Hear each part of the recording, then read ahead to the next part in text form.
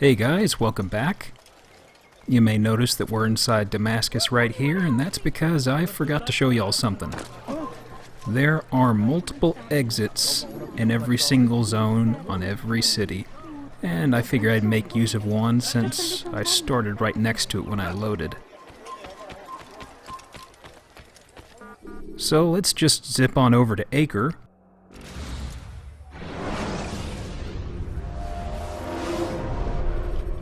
So, not much of great importance or excitement happened up here.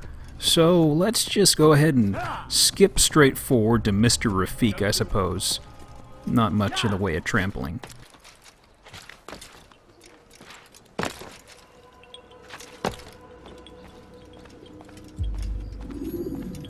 Greetings, Altair. What news? Al-Muallim has named another. Calls himself Sabrand. I am familiar with the man.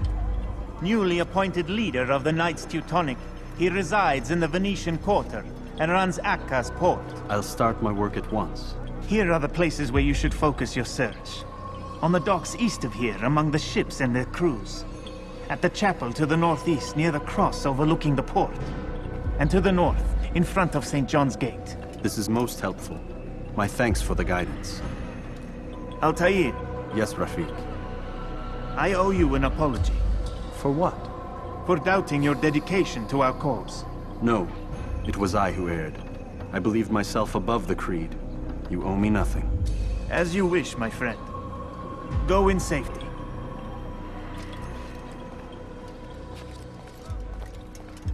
Okay. So this time around, we're going to be going through the final quarter. And this particular region is a little bit special. It is the Middle District, but it is more or less the Venetian District. Now, as I mentioned in the past, I've brought up Venetians, and I think at some point or other I mentioned the Genoese. Well, during this era, Italy proper was made up of Italian city-states, and these were a result of the collapse of the Western Roman Empire. By the 11th century, Venice, Genoa, Pisa, and Amalfi were known as maritime republics, and this is due to their heavy focus on trade and marine trade route control. Now, while the Crusaders were off butting heads with the Saracens, these guys were focused entirely on making profit, and they did so to a pretty crazy degree. In fact, from the 11th century through the 15th, the per capita income of an average citizen in these city-states tripled. Also, the trade offered by these city-states were one of the main catalysts that fueled the Renaissance. Let's go ahead and take this guy out, and we can handle this first viewpoint. You'll die for that. Oh. Found him! You can't run forever! This is awkward. There he is! Let's see, how can we, Ooh. How's this gonna work? He's there! Well, no guts, no glory. Find him. I swear I will! I'll hunt you! So anyway, Italian city-states. Right across the, well, let's just say throughout the Crusades, there were a lot of interesting shifts and changes, I guess you could say, within these city-states. Now, firstly, where you have regular trade, there's a stable economy. Where there's commerce, there's a population. The population of Italy itself just completely exploded during this point due to the prosperity of the economy. Now, there was also another interesting change at this point. A hefty chunk of folks actually transitioned from the usual living out in the countryside to actually living inside of an urban environment.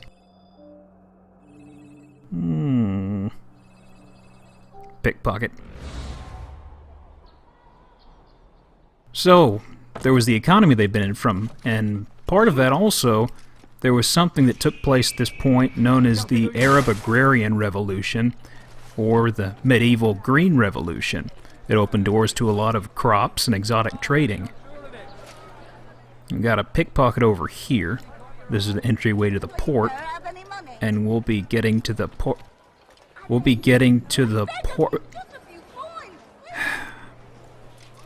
We'll be getting to the port later. Uh-oh. Oh, this can't be good. Yep. Wait a second. You die here! Hold on. We can get out of this. Almost. Nope. And look who decided to drop in. One of the Templars. There's a bit of a recurring theme with these guys screwing me over. But let's just zip on through the rest of the fight here. Nothing you haven't seen before. Lovely. But anyways, you had all those wonderful things combining over in the Italian city-states, and it led to just... I don't want to go through there quite yet. Let's pickpocket. He's done. We moved the last of the food stores onto his ship this morning. How much is there? Enough for several weeks. What's he planning, I wonder? Perhaps he intends to flee. Something's got him very scared. Anyway, I must be off. He asked I deliver a letter to a courier at St. John's Gate. I best not keep him waiting. Anyhow.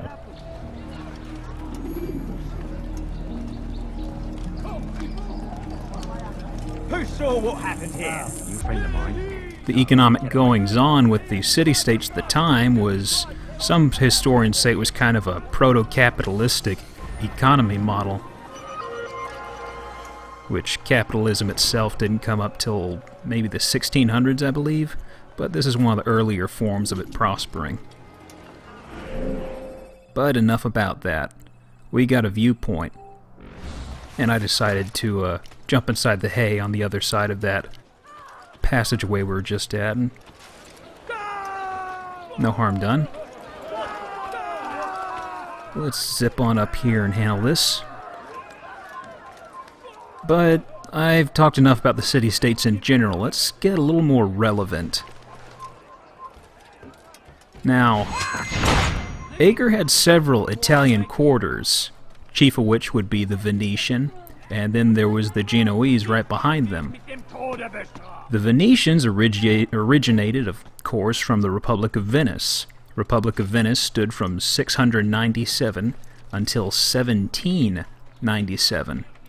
Now, as I mentioned, the past Crusades were led for many reasons. One of the chief ones underlying the religious backstory is the economics and the trade route to the Oriental goods. The Venetians approached the Crusades with an extreme focus on business and profit, and so did the other Italian city-states. From the beginning of the Crusades, they were involved with nearly every major Crusader war effort. So, there's something with jumping off viewpoints in this town that are cursed for me. Let's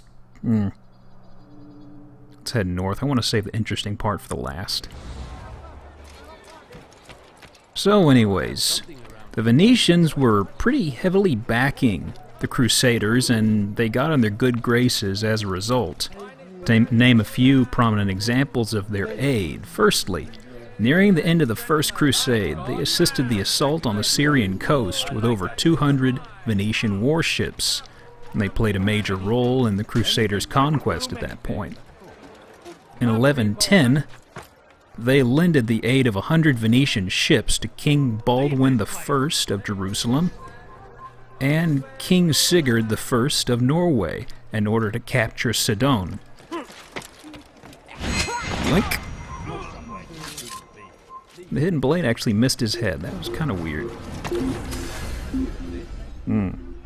Anyways, in 1123, King Baldwin II was captured by the Turks, and he had a temporary stand-in. In the meantime, this fella's name was Patriarch Gormund. Gormund was offered the aid of the Venetians against the regional Turks in exchange for a few rights and benefits. Uh-oh.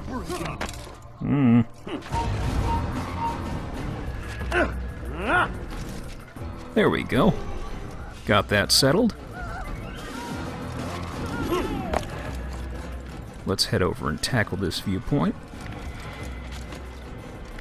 So, Patriarch Gormund and the Venetians negotiated for quite a while, and they came up with some form of a treaty, and in 1125, King Baldwin II was finally released from captivity, and he ratified this. It was known as the Pactum Warmundi, or the Pact of Patriarch Gormund. Although it did not settle too well with King Baldwin, he definitely needed the aid of Venice. The Pactum guaranteed Venetians an incredible list of benefits. And to cut down a massive list, I will name two of them. First of which, well, actually second of which is, well, hell, both of them play pretty heavily in right here. One of them in particular. I'll get to that right after the pickpocket mission here. Pardon me. Come one, come all. I've much to sell. I've got what you need, I'm sure. You tell him I said no. I won't have you damn soldiers poking about in my business. Listen here, old man. No, you listen to me. This is my property, not his. I don't care if Christ himself put the man in charge. He isn't asking. It's in order. That's rich. The man couldn't order his way out of a burlap sack. I've seen the mess he's made of the docks. I won't let him ruin mine. Just read the letter. You'll see his terms are quite generous. I grow tired of this. Look, I'll consider what he has to offer, but I doubt it'll change my mind. Now go on, get out of here. So I was saying, a few of them play in pretty heavily to what we see in Acre here. The first of which, kind of relevant right here. You notice that old man was kind of bucking the system, I guess you could say. He didn't seem afraid at all of Sibrand. Now, one of the benefits was that the Venetians were given autonomy from the Crusaders, in addition to a church, street, square, baths, market, scales, mill, and an oven in every city controlled by the King of Jerusalem. Asshole. But their autonomy was reined in a little bit inside of Jerusalem proper.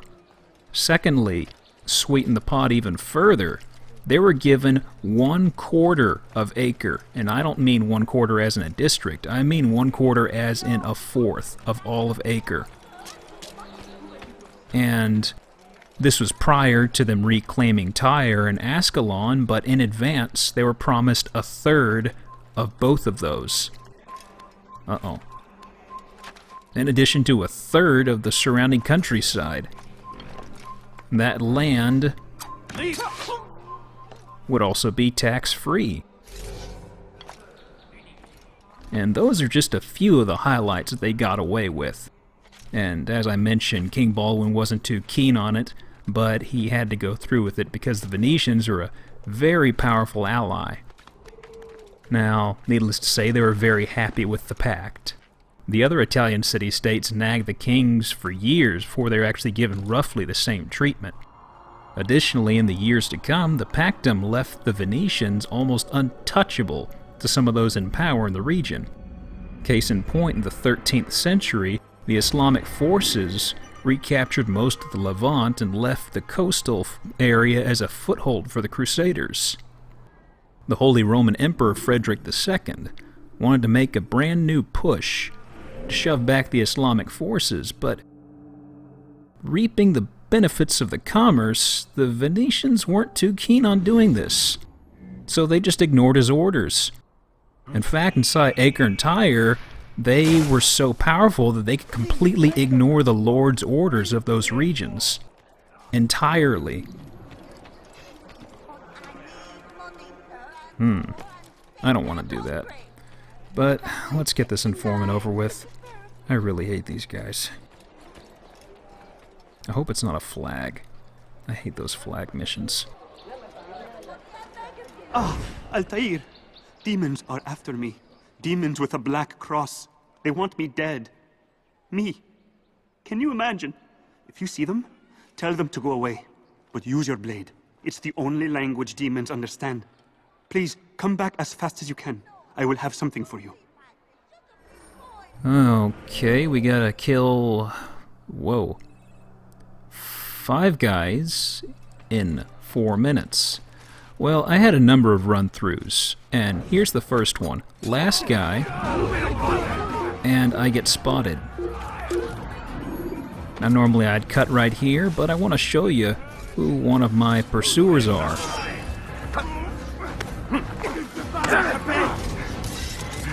What happened here? They all look kind of similar, but it was a Templar. Do your life. So this was one of my later on attempts, of course, and one of the snags I've noticed, the knives made the previous missions very easy, but here you've got issues. There are tight alleyways and low roofs.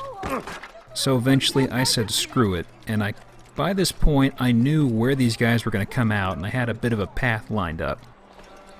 So as you'll see, I kind of run up, and then I run up, and then shiv them, and then I just leapfrog on along one by one. But slightly changing topics about the Venetians earlier. They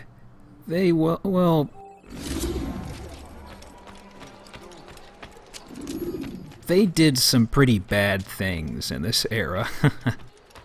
They basically kickstarted the Fourth Crusade, and this is beyond the game's scope, but it's just something that's always kind of rubbed a lot of folks wrong.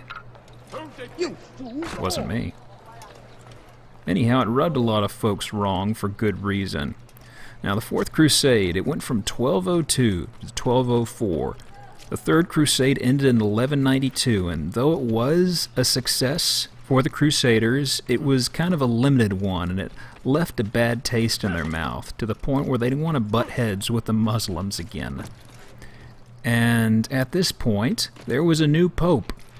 Pope Innocent III rose to papacy in 1198, and I guess he wanted some sort of a legacy, so he pushed for a new crusade in the Levant, in spite of European forces being at large already too busy killing each other. A force of 33,500 crusaders was eventually cobbled together. Now, Venice was talked into transporting these forces across the Mediterranean from Venice to Egypt. The ultimate goal was to actually take Egypt proper. Now, Venice put their economy into overdrive to build these ships and to train the sailors so they'd have the manpower and supplies to tackle this. And after a year of preparation, just as they were about to set sail, Venice demanded their payment up front from the Crusaders, since they'd been hamstringed the whole time, and it was at this point they were promised 85,000 silver marks. The Crusader forces said, about that, we can only pay you 51,000, and that is really stretching it. So, since they could barely afford 60% of what was promised, the Duke of Venice, Duke Dandolo, he decided that he would take the remainder of the payment and let it slide if they were promised a little thing on the side. We'll get to that in a moment. First off, let's wrap this up. All in all, it wasn't too bad running around on ground level and just stabbing the guys like normal. But like I said, you look at the buildings here and how narrow these walkways are, throwing knives just don't really work too well, it seems. The demons are back in hell! I am a saved man. Here is something for you. I am sure it will help you find other demons that populate Akka. Now, I must go back to Masyaf to cleanse my soul. Ooh. Little off in the head, but I think we can fix this. Give him a nice little send-off. Pardon me, ladies. Just helping someone out. Could have been killed. You coins.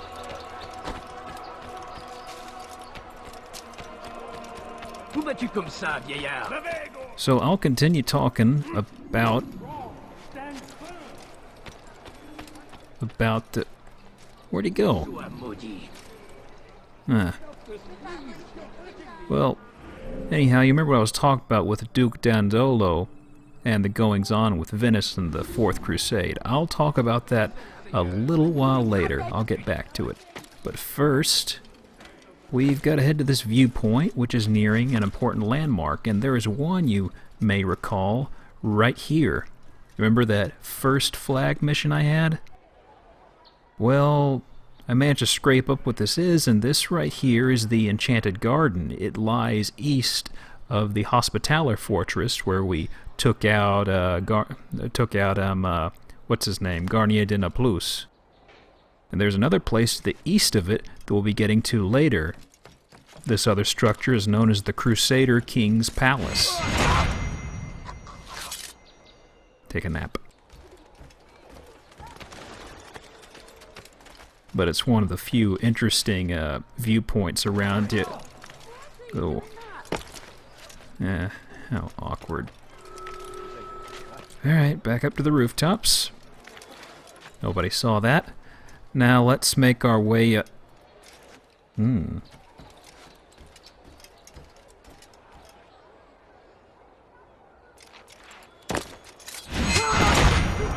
So there were a few other structures that I looked for but couldn't nail down. Firstly, we've got St. John's Gate in-game. Now, if you remember, one of the Hospitaller monikers that I mentioned in their episode with, preceding Garnier, the Hospitallers are also known as the Order of St. John. And it was actually the Northern Gate, which is what it is in-game, right here. And I find it kind of weird that it's in the Teutonic stretch of town, but that's just a minor nitpick because the Hospitallers named it St. John's Gate because, well, Order of St. John, blah, blah, blah. Connect the dots.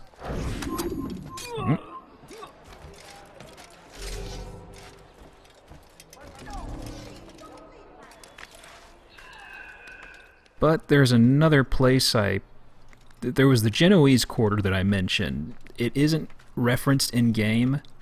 In fact, they actually talk about the Venetian Quarter as a tiny part of this region we're exploring, when in actuality this whole area here is just about the Venetian Quarter.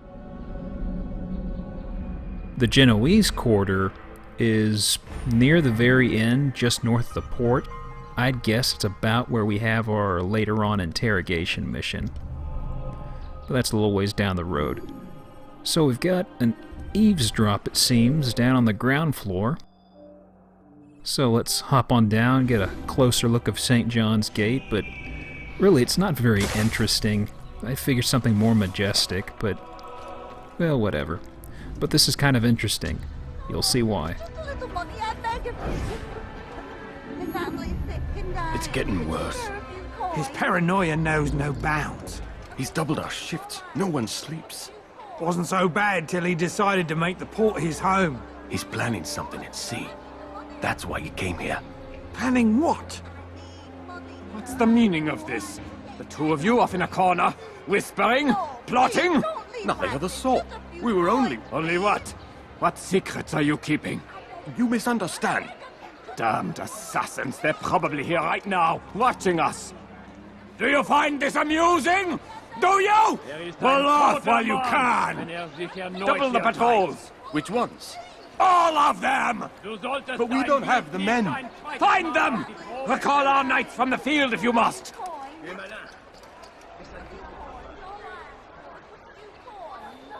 No, you don't understand. For the first time, we actually get to see our target outside of the assassination mission. And as you can tell, Sabran is about as crazy as a shithouse rat. He is incredibly paranoid and thinks we're coming for his life, which I don't know why he'd think such a thing. But I think it's kind of interesting and nice that we saved him for the last fella to take down. Anyone And speaking of taking down, this never gets old. What? That wasn't right. There we go. Huh? Oh, he had a buddy.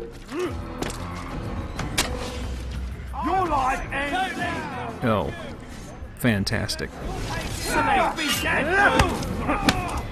So let's just jump cut down this fight a little bit. And there's another one down. So you notice that little pounce takedown I did there like usual? Well, it worked once. It worked twice. It worked thrice. It worked fourth? Almost a fifth time.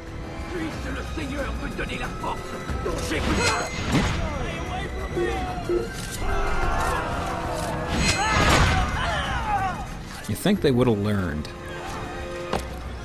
But let's just skip on over to this next viewpoint right up here. It's just another little uninteresting one. So, the Teutonic Order. I'll get back to the Venetians at the very end, because we're kind of nearing some prominently Teutonic structures. Now, the Teutonic Order had many names, kind of like the Hospitallers, but the full name was the Order of Brothers of the German House of St. Mary in Jerusalem. Much like the Hospitallers, they as well aided pilgrims, Christian pilgrims of course, and helped establish hospitals in the region. One of their prime duties in the Crusades in general was to control the port of Acre, in addition to monitoring and controlling the port's tolls.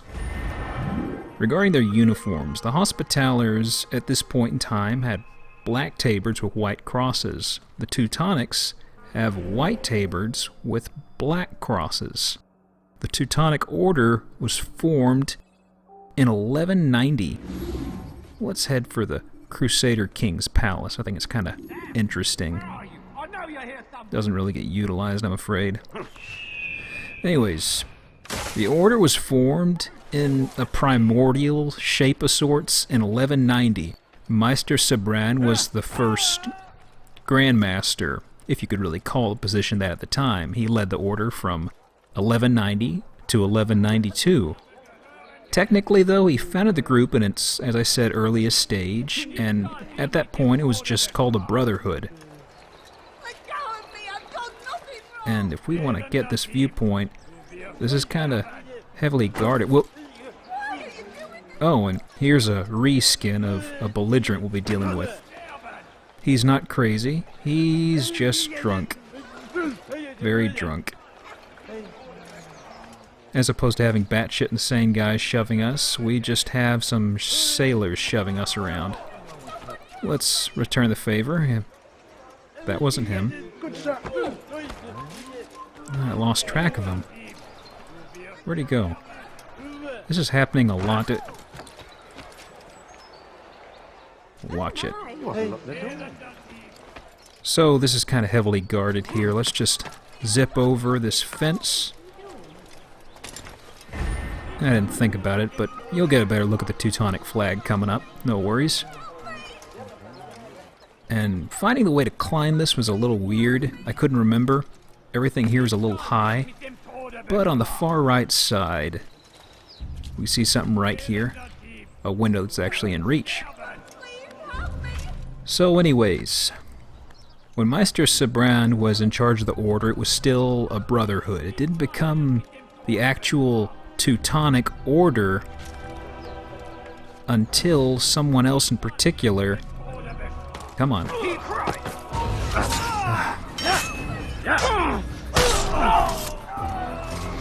Anyhow, the fella who's usually associated with actually making into an order and being the actual first technical Grand Master is a fella named Heinrich Walpo von Bassenheim. I'm sure I'm butchering that pronunciation. He officially set rules and tenets for an actual order in 1198, once he had Sabran's old position a few years after he stepped down. Now, unfortunately, Meister Sibrand is very scarce on the information front. One piece of info I came across listed his date of birth as being 1157, making him early to mid-30s at this point, I'd guess. Additionally, he took part in the Siege of Acre in 1189. Uh-oh.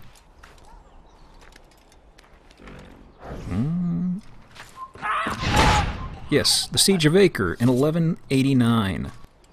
He took part in the siege representing the Brotherhood. Kind of, I guess. I don't know. It's kind of conflicting because that was 89. It said the Brotherhood was formed in 1190. Some things don't jibe too well on some of these fronts. But he fought in the Siege of Acre alongside the real-life Robert de Sable, Garnier de Nobles, and Balian of Ibelin, all of which served under Henry II of Champagne. Now, Grand Masters of the later forms of the actual order were usually left near the Pope, you know, in kind of a, I guess you'd call it a papal court, near the papacy. I don't use that word too often. It seems weird to me. Anyhow, given how this is the early stages, it makes sense for Sibrand to be out and about with his ass in the grass, so to speak. Now we have a informant here. But before we get to that, I want to give you one last good look of the Crusader Fortress here, or the Crusader King's Palace. It looks really neat, and it's kind of unfortunate they don't do anything with it, because, well, it's just kind of boring over here. Huge church over in the previous zone, and here it's just blah. But we have water later on. That'll be interesting. But informant time. So I may as well go right back around and pick up where I left off in my notes with the Venetians, right around the Fourth Crusade.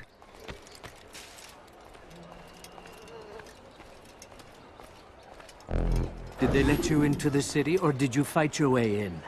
Oh, perhaps I should be more respectful, as I myself now require your help. I spent too much time in the harbor brothel last night, and insulted a Teutonic knight's wife, or so I am told. Now there is a group of them after me. Could you give me a hand or a blade? If you return before I leave the city, I will give you the benefit of my wisdom. Well, at least it's not a flag mission. That is very good. 3 assassination targets, real close, 3 minutes. This is actually pretty darn easy. So, back what I was saying about my information about Venice at this time. So anyways, Crusaders told Venice they could not afford the 85,000 silver marks. Duke Dandolo said, okay, we'll let that slide if you allow us to actually decide where to go first with the forces. You know, make a stop before Egypt proper.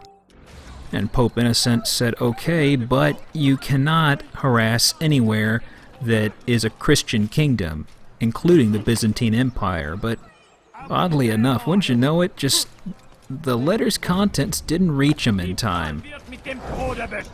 Isn't that kind of odd how things work out like that? But to skip past a lot of details, this led to the siege and attack on Constantinople, per Duke Dandolo's preference. Now, that was the capital of the Byzantine Empire.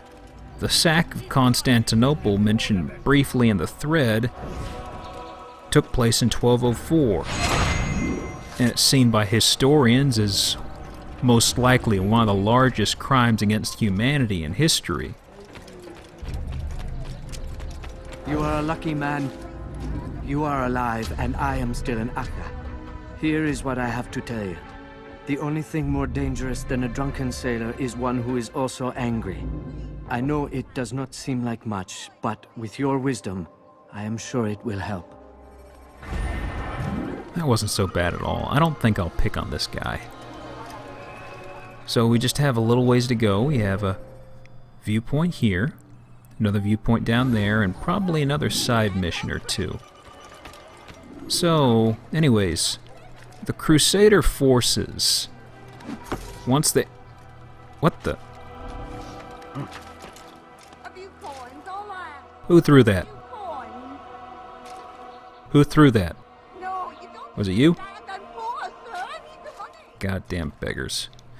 Anyways, Crusader forces, they sieged Constantinople for some time, and eventually, long story short, once again, it fell. Now, the Crusader forces, once they were inside the city, they killed the men, of course. They killed the women. They raped the women. They even raped nuns. Children were trampled. Anything of value, anything that wasn't nailed down, it was stolen. And if something looked old and it was not at first glance very pretty and worth something, chances are it got destroyed. Just because they were running around like animals for about 3 days straight, ripping the city apart. Now, Constantinople was basically the jewel of the empire, and in 3 days from the sacking, it was left in ruins. Now, in addition to looting almost 1 million silver marks worth of valuables, countless artifacts and creations from ancient Greece were completely destroyed. Now, the Pope, needless to say, was not very pleased, but before he could go through with excommunicating all of them for doing this, he changed his tune entirely after he was brought a hefty sum of loot from the sacking. I got one more point to get into right after this, but first... Please, don't leave like this. Ladies and gentlemen, one of the critiques about the game revisited. Beggars getting in the way. Deeds must be presented to the court of the chain by midday tomorrow. No exceptions, no delay. All dock vessels must be cleared of crew and cargo. Captains are to present themselves to a representative from the Teutonic Order for reassignment. Any attempt to maintain possession of a claimed vessel will be punished severely. Well, that was a short speech. Normally you're supposed to follow them around, get them away from all of their buddies here who will chime in, but I didn't want to. So, 1, 2, skip a few. It's not my fault. I'm only following orders. If you want your ship back, speak with the court. That's not what I'm after. Then what? Sabran's claimed near 100 ships. For what purpose? A blockade. They're to sail for open water and establish a perimeter. For what? Does Salah ad-Din intend to strike from sea? No, it's not he we defend against, but ships from home, to deny Richard more troops. Why would one of Richard's own want to see him weakened in this way? I don't know. Ask Sabran. They're his orders. I'm just meant to carry them out. Now, please, let me go. I've told you all I know. I'm sorry. I cannot risk you telling him I'm here.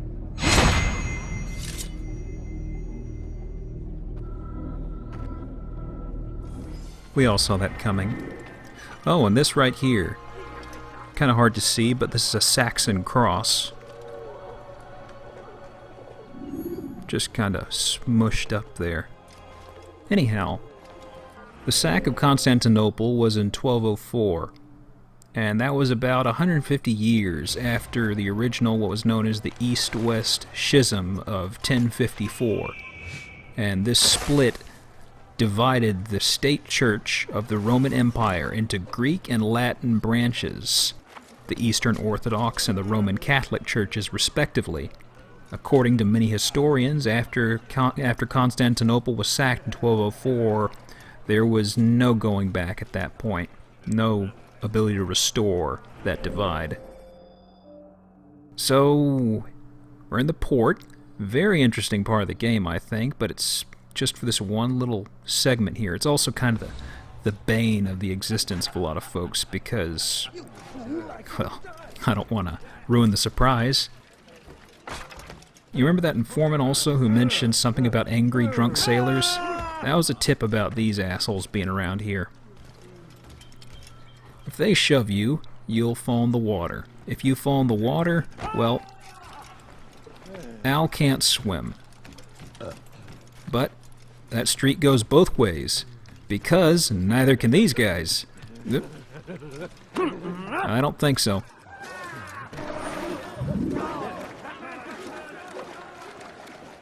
So we have a viewpoint over here, and it is a lighthouse of sorts. We'll be getting a good close-up look of it. But you can see these little poles here in the pier. Have to maneuver across them, and the trick here is to get the camera directly behind you, at least from how I do it. Just get it to where it's a straight-on lunge. But Al will outsmart the controls from time to time and jump to his death. That's not the hidden blade. So I did pretty poorly here, so I'm just cutting out a few moments there. Oh, clotheslined. Cut out a few moments here. Wanted to throw him over, but that'll do. So let's go ahead and just make our way on up here. There is another one on the opposite side of the port, but it's not really of any real interest to us. There's nothing up there.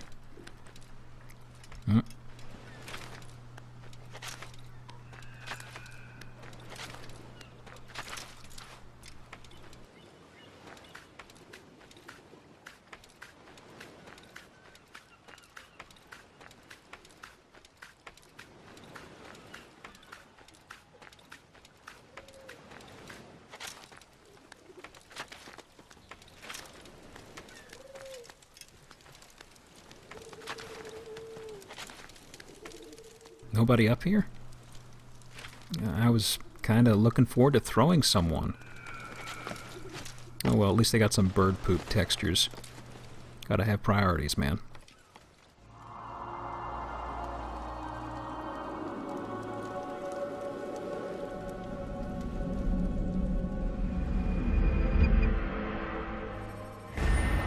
And that is our last viewpoint here. We are done exploring Acre.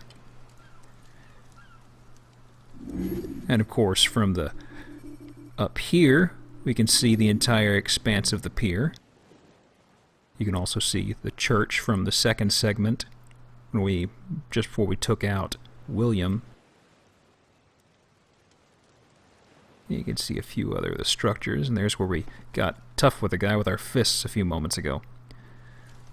Now, most folks would think this is a bad idea, but oh, what the hell. There's a hay bale on a boat. We can jump down. We can head to Sabran's boat over yonder in just a few moments.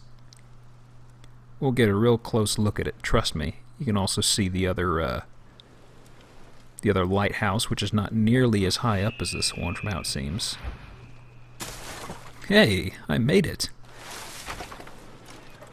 I genuinely expected him to botch that. Oh. There we go.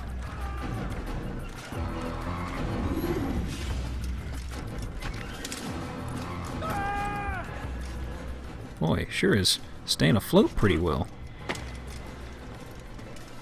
But enough about that. Let's go ahead and just gotta get on that pole. It's no, Al, that's not it.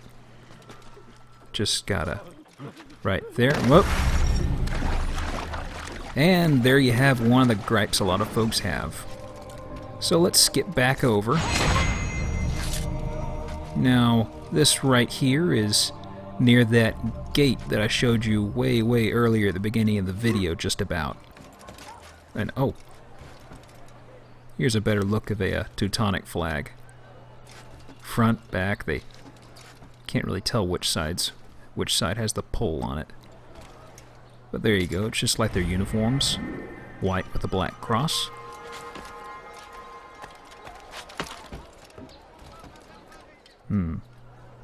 So this gate over here is where we had that pickpocket mission early on. And it is just beside Sabran's boat. And of course, Sibrand is so scared for his life that he's going to pretty much be hiding out on the boat, surrounded by a ton of his men who he's been working to death because he's afraid somebody's going to come and kill him. Definitely a little on edge, though.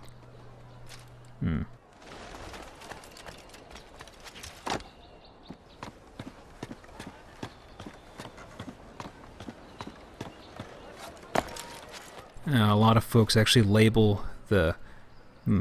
taking a little bit of view here. A lot of folks label this gate over here as St. John's, but that's not right at all because the placement and also the Rafik said that it was to the north. Not sure where it cropped up, but a lot of places call this St. John's Gate. It does look nicer than the other, I'll give it that. Ooh. That guy's standing right at the edge, and I really want to knock him off. Okay, let's see if I can get this right.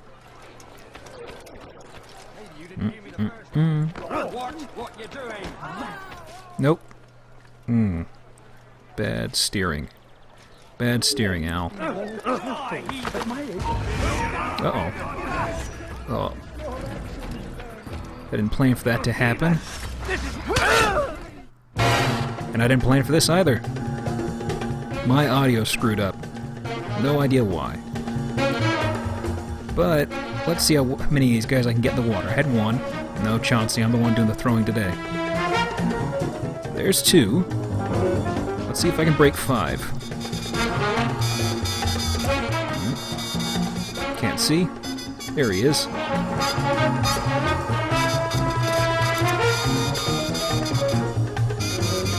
There's 3.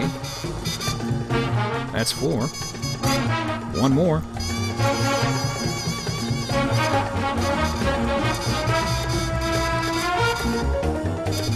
Okay, let's get the guy at the bottom next. Wait. He fell in by himself. Does that count? No, it doesn't. Okay, let's get this guy. This is number 5. Just gotta knock him... Damn it. Come on. Come on. Yeah, screw it. The moment's passed. That's 4.5, right? He fell in, but I didn't throw him in. That counts. So, a little bit of a closer boat, or a little bit of a closer look at the boat.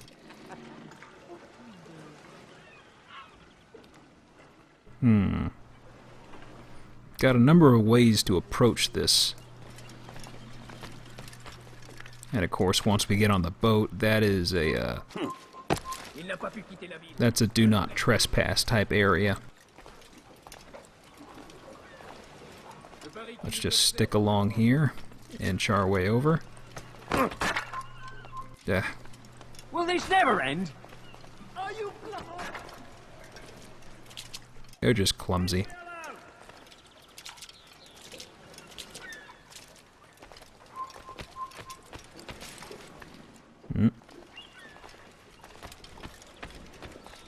Here we go.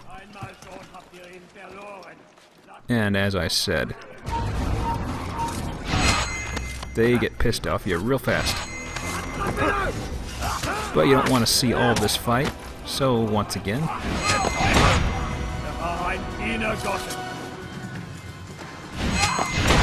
Tried and true techniques. No, I don't think so.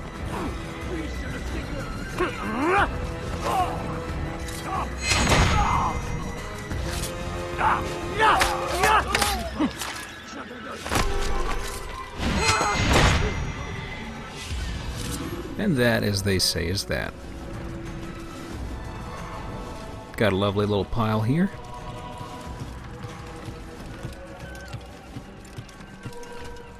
And yep, that's pretty much everything explored here. All that's left now is to head back to our Rafik buddy and wait things out, and then it's hunting time after that. And then swimming time, probably, if I do poorly. Well, look forward to it, I guess. On that note, time to head back. See y'all later.